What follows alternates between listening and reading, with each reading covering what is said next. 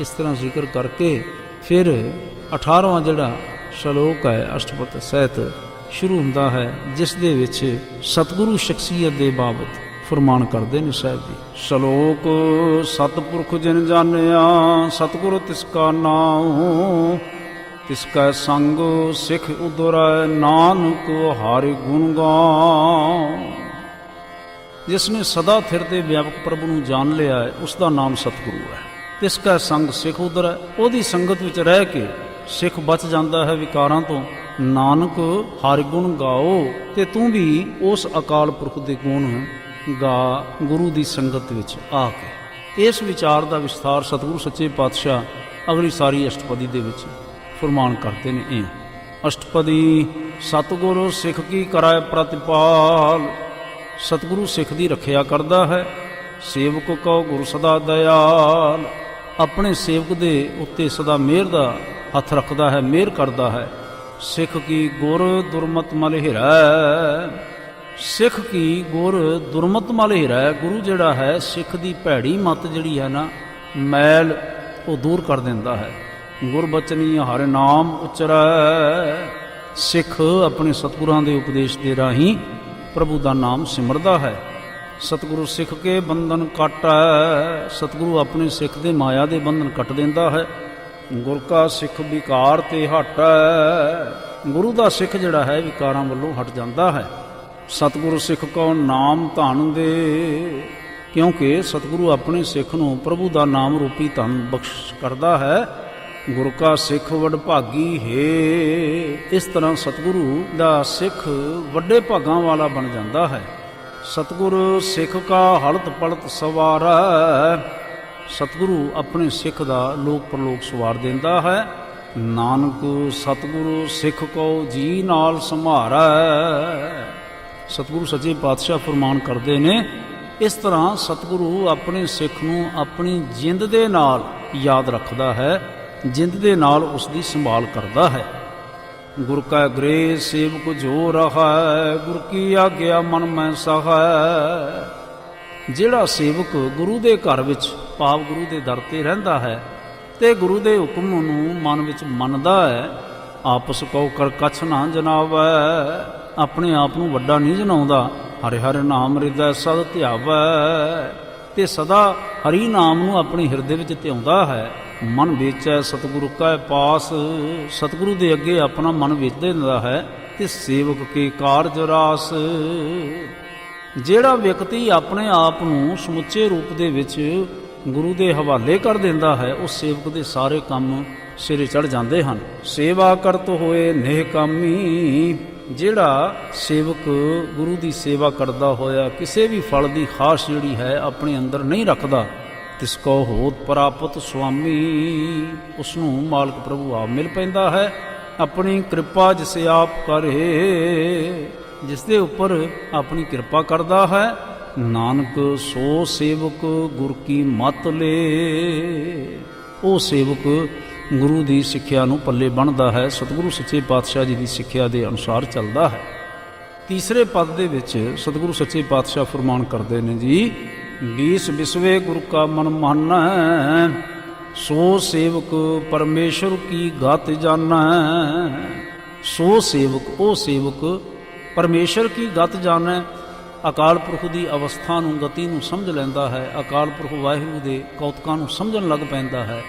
किहड़ा जिहड़ा 20 विसवे गुरु का मन मानै, जिहड़ा सेवक अपने सतगुरु नूं अपनी शरधा का पूरे तौर पर यकीन दिवा लैंदा है, पूर्ण तौर पर यकीन दिवा लैंदा है। सो सतगुरु जिस हृदय हर नाम। साहब कहते हैं सतगुरु भी वो है जिस दे हिरदे विच केवल प्रभु का नाम ही वसदा है। अनेक बार गुरु को बल जाऊं। मैं ऐसे गुरु तो कई बार सदके जाता हाँ।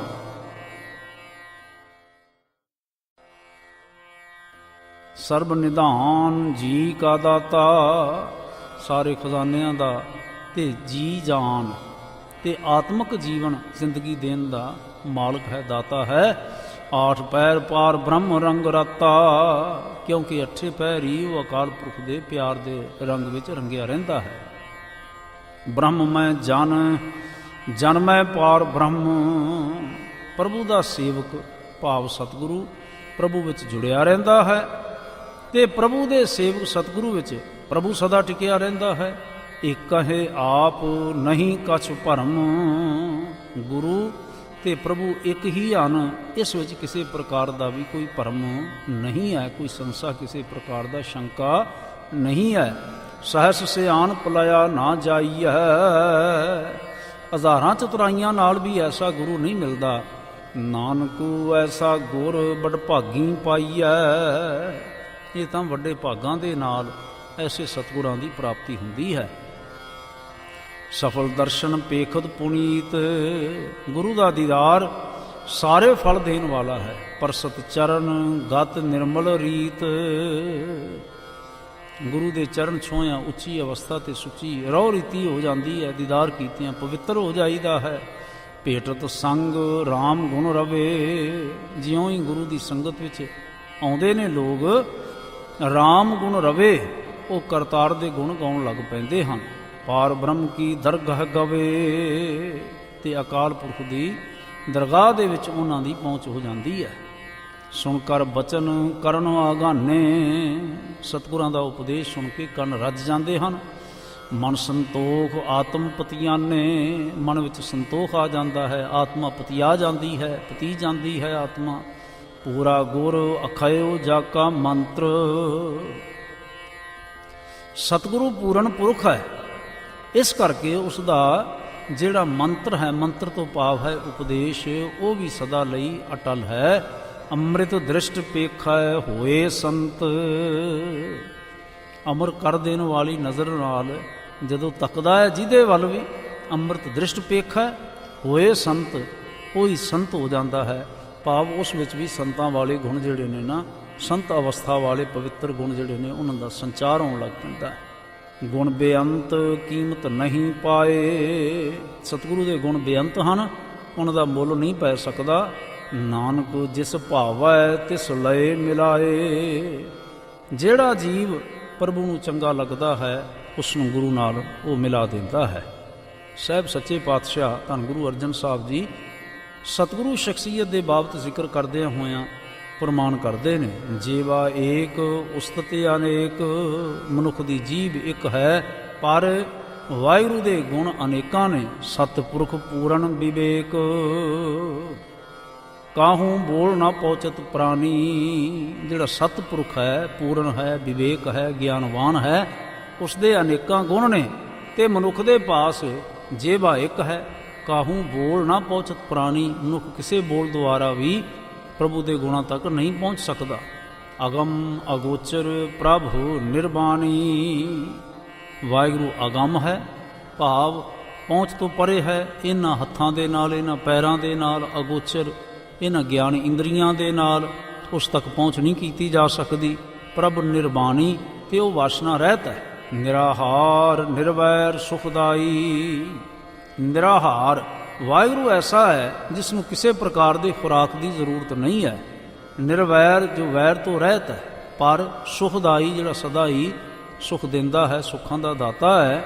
ਤਾਂ ਕੀ ਕੀਮਤ ਕਿਨੈ ਨਾ ਪਾਈ, ਉਸ ਦੀ ਵਡਿਆਈ, ਉਸ ਦੀ ਕੀਮਤ ਕੋਈ ਵੀ ਨਹੀਂ ਪਾ ਸਕਦਾ, ਕਿਸੇ ਨੇ ਵੀ ਨਹੀਂ ਪਾਈ।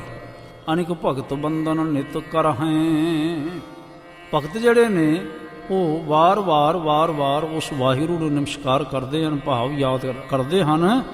ਚਰਨ ਕਮਲੇ ਹਿਰਦੈ ਸਿਮਰਹਿ, ਤੇ ਉਸ ਦੇ ਕਮਲਾਂ ਵਰਗੇ ਸੋਹਣੇ ਚਰਨਾਂ ਨੂੰ ਆਪਣੇ ਹਿਰਦੇ ਵਿੱਚ ਸਿਮਰਦੇ ਹਨ, ਯਾਦ ਕਰਦੇ ਹਨ। ਸਦ ਬਲਿਹਾਰੀ ਸਤਿਗੁਰੇ ਆਪਣੇ, ਮੈਂ ਸਦਾ ਬਲਿਹਾਰ ਜਾਂਦਾ ਹਾਂ ਆਪਣੇ ਸਤਿਗੁਰਾਂ ਤੋਂ। ਨਾਨਕ ਜਿਸ ਪ੍ਰਸਾਦ ਐਸਾ ਪ੍ਰਭ ਜਪਨੇ, ਜਿਸ ਸਤਿਗੁਰਾਂ ਦੀ ਕਿਰਪਾ ਦੇ ਸਦਕਾ ਅਸੀਂ ਉਸ ਹਰੀ ਨੂੰ ਜਪ ਸਕਦੇ ਹਾਂ, ਅਸੀਂ ਉਸ ਹਰੀ ਨੂੰ ਜਪਦੇ ਹਾਂ, ਪ੍ਰਭੂ ਨੂੰ ਜਪਦੇ ਹਾਂ, ਅਸੀਂ ਐਸੇ ਸਤਿਗੁਰਾਂ ਤੋਂ ਬਲਿਹਾਰ ਜਾਂਦੇ ਹਾਂ। ਇਹ ਹਰ ਰਸ ਪਾਵੈ ਜਨ ਕੋਏ, ਅੰਮ੍ਰਿਤ ਪੀਵੈ ਅਮਰ ਸੋ ਹੋਏ। ਇਹ ਹਰ ਰਸ ਪਾਵੈ ਜਨ ਕੋਏ, ਕੋਈ ਵਿਰਲਾ ਮਨੁੱਖ ਪ੍ਰਭੂ ਦੇ ਨਾਮ ਦਾ ਸਵਾਦ ਮਾਣਦਾ ਹੈ, ਤੇ ਜਿਹੜਾ ਮਾਣਦਾ ਹੈ ਅੰਮ੍ਰਿਤ ਪੀਵੈ ਅਮਰ ਸੋ ਹੋਏ, ਨਾਮ ਅੰਮ੍ਰਿਤ ਪੀਂਦਾ ਹੈ ਤੇ ਅਮਰ ਹੋ ਜਾਂਦਾ ਹੈ। ਉਸ ਪੁਰਖ ਕਾ ਨਾਹੀ ਕਦੇ ਵਿਨਾਸ਼, ਉਸ ਮਨੁੱਖ ਦਾ ਕਦੀ ਵੀ ਆਤਮਿਕ ਤੌਰ ਤੇ ਨਾਸ਼ ਨਹੀਂ ਹੁੰਦਾ। ਕਿਸ ਦਾ ਭਲਾ? ਜਾਂ ਕੈ ਮਨ ਪ੍ਰਗਟੇ ਗੁਣ ਤਾਸ, ਜਿਸ ਦੇ ਮਨ ਵਿੱਚ ਗੁਣਾਂ ਦੇ ਖਜ਼ਾਨੇ ਵਾਹਿਗੁਰੂ ਜੀ ਦਾ ਪ੍ਰਕਾਸ਼ ਹੋ ਜਾਂਦਾ ਹੈ। 8 ਪੈਰ ਹਰਿ ਕਾ ਨਾਮ ਲੇ, 8 ਪੈਰ ਉਹ ਹਰੀ ਦਾ ਨਾਮ ਸਿਮਰਦਾ ਹੈ। ਸੱਚ ਉਪਦੇਸ਼ ਸੇਵਕ ਕਉ ਦੇ, ਤੇ ਆਪਣੇ ਸੇਵਕ ਨੂੰ ਇਹੀ ਸੱਚਾ ਉਪਦੇਸ਼ ਉਹ ਦ੍ਰਿੜ ਕਰਵਾਉਂਦਾ ਹੈ। ਮੋਹ ਮਾਇਆ ਕੈ ਸੰਗ ਨਾ ਲੇਪ, ਮਾਇਆ ਦੇ ਮੋਹ ਦੇ ਨਾਲ ਉਸ ਦਾ ਕਦੇ ਜੋੜ ਨਹੀਂ ਹੁੰਦਾ। ਮਨ ਮੈਂ ਰਾਖੈ ਹਾਰੇ ਹਾਰੇ ਏਕ, ਕਿਉਂਕਿ ਉਹ ਸਦਾ ਆਪਣੇ ਮਨ ਵਿੱਚ ਇੱਕ ਪ੍ਰਭੂ ਨੂੰ ਟਿਕਾਉਂਦਾ ਹੈ। ਅੰਧਕਾਰ ਦੀਪਕ ਪ੍ਰਗਾਸੇ, ਅੰਧਕਾਰ ਉਸ ਦੇ ਅੰਦਰੋਂ ਅਗਿਆਨਤਾ ਦਾ ਅੰਧੇਰਾ ਜਿਹੜਾ ਹੈ ਨਾ ਹਟ ਜਾਂਦਾ ਹੈ। ਕਾਹਦੇ ਨਾਲ ਹਟ ਜਾਂਦਾ ਹੈ? ਨਾਮ ਰੂਪੀ ਦੀਵੇ ਦੇ ਪ੍ਰਕਾਸ਼ ਦੇ ਨਾਲ। ਨਾਨਕ ਭਰਮ ਮੋਹ ਦੁੱਖ ਤਹਿ ਤੇ ਨਾਸੇ, ਜਿੱਥੇ ਨਾਮ ਰੂਪੀ ਦੀਵੇ ਦੇ ਨਾਲ ਚਾਨਣ ਹੋ ਜਾਂਦਾ ਹੈ, ਅਗਿਆਨਤਾ ਦਾ ਅੰਧੇਰਾ ਦੂਰ ਹੋ ਜਾਂਦਾ ਹੈ, ਉੱਥੇ ਭਰਮ ਵੀ ਤੇ ਮੋਹ ਵੀ, ਤੇ ਇਸ ਭਰਮ ਮੋਹ ਤੋਂ ਪੈਦਾ ਹੋਣ ਵਾਲੇ ਸਾਰੇ ਜਿਹੜੇ ਦੁੱਖ ਨੇ ਉਹ ਨਸ ਜਾਂਦੇ ਹਨ, ਉਹ ਦੂਰ ਹੋ ਜਾਂਦੇ ਹਨ। ਤਪਤ ਮਾਹੇ ਠਾਣ ਵਰਤਾਈ, ਗੁਰੂ ਦੇ ਉਪਦੇਸ਼ ਦੁਆਰਾ ਵਿਕਾਰਾਂ ਦੀ ਤਪਸ਼ ਵਿੱਚ ਵਸਦਿਆਂ ਹੋਇਆਂ ਵੀ ਪ੍ਰਭੂ ਨੇ ਸਾਡੇ ਅੰਦਰ ਠੰਡ ਵਰਤਾ ਦਿੱਤੀ ਹੈ। ਆਨੰਦ ਭਇਆ ਦੁੱਖ ਨਾਠੇ ਭਾਈ, ਸੋਹੀ ਸੁਖ ਹੋ ਗਿਆ ਹੈ। हे ਭਾਈ, ਸਾਰੇ ਜਿਹੜੇ ਦੁੱਖ ਨੇ ਨਾ ਉਹ ਭੱਜ ਗਏ ਹਨ। ਜਨਮ ਮਰਨ ਕੇ ਮਿਟੇ ਅੰਦੇਸੇ, ਜੰਮਣ ਮਰਨ ਦੇ ਫਿਕਰ ਜਿਹੜੇ ਨੇ ਉਹ ਮਿਟ ਗਏ। ਸਾਧੂ ਕੇ ਪੂਰਣੀ ਉਪਦੇਸੇ, ਕਾਹਦੇ ਨਾਲ? ਗੁਰੂ ਦੇ ਉਪਦੇਸ਼ ਦੇ ਦੁਆਰਾ। ਭਉ ਚੂਕਾ ਨਿਰਭਉ ਹੋਏ ਬਸੇ, ਸਾਰਾ ਡਰ ਮੁੱਕ ਗਿਆ ਹੈ ਤੇ ਸਗਲ ਬਿਆਦ ਮਨ ਤੇ ਖੈ ਨਸੇ।